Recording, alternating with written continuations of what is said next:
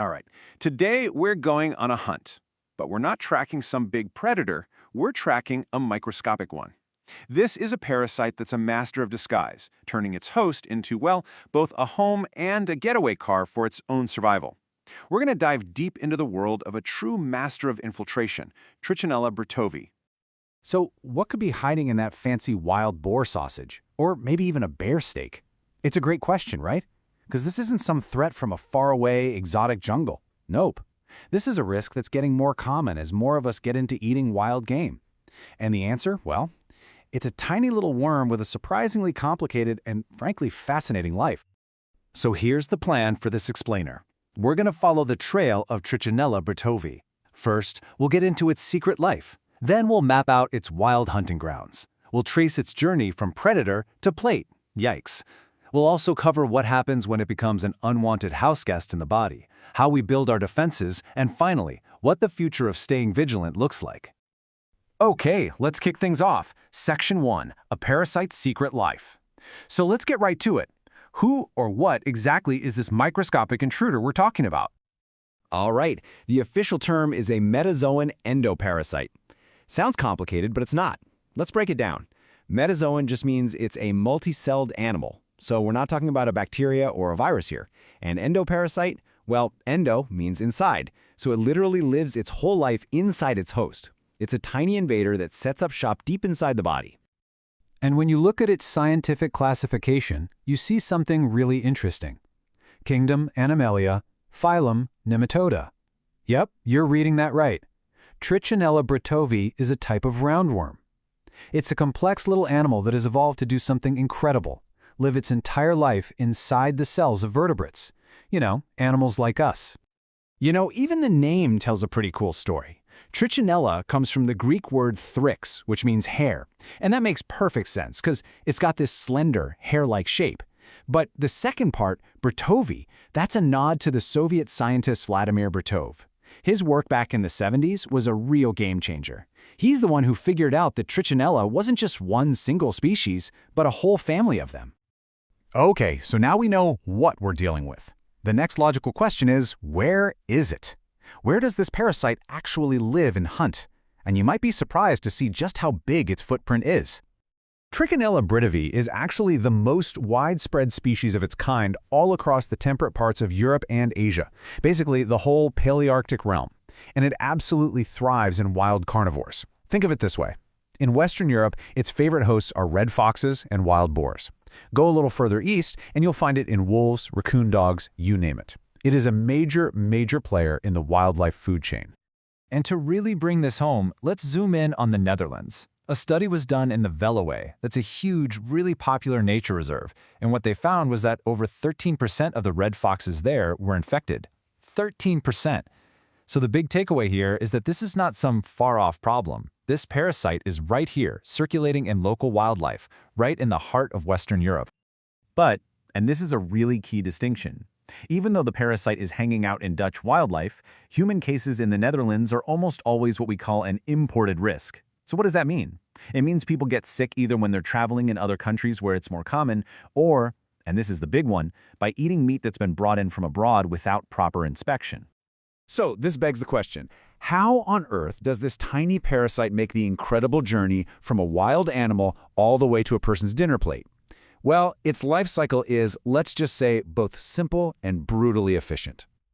Okay, step 1 is ingestion. An animal, or a person, eats raw or undercooked meat that has these tiny, coiled-up larvae hiding inside cysts.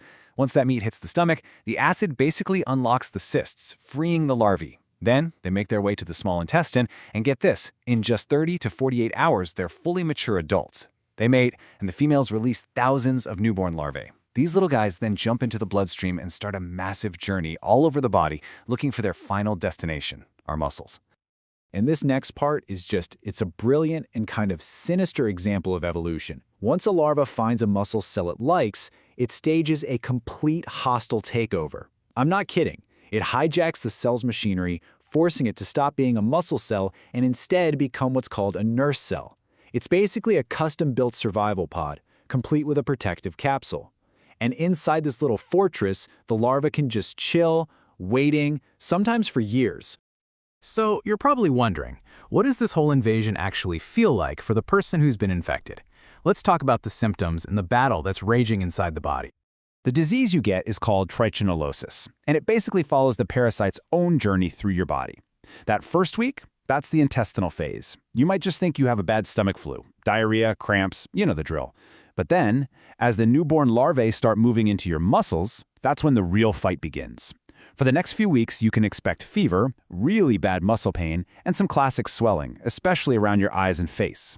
After that, as the larvae finally settle down and build their little cysts, the symptoms start to fade, but that muscle pain, yeah, that can stick around for a while. When you go to the doctor, they're looking for a classic set of clues. That's swelling around the eyes. The official term is periorbital edema, is a huge red flag. You combine that with intense muscle pain and a fever, and trichinellosis is definitely on their radar. Blood tests can also reveal some telltale signs, like these little splinter hemorrhages under your fingernails, and, importantly, a massive spike in a certain type of white blood cell called eosinophils. Those are your body's specialized parasite-fighting troops. So how do they confirm it? Well, there are basically two ways to go about it. There's direct detection, which means literally finding the worm. They might do this by testing a sample of the meat you ate, or in really serious cases, by taking a small muscle biopsy. But what's more common is indirect detection. This is where they look for your body's response to the parasite.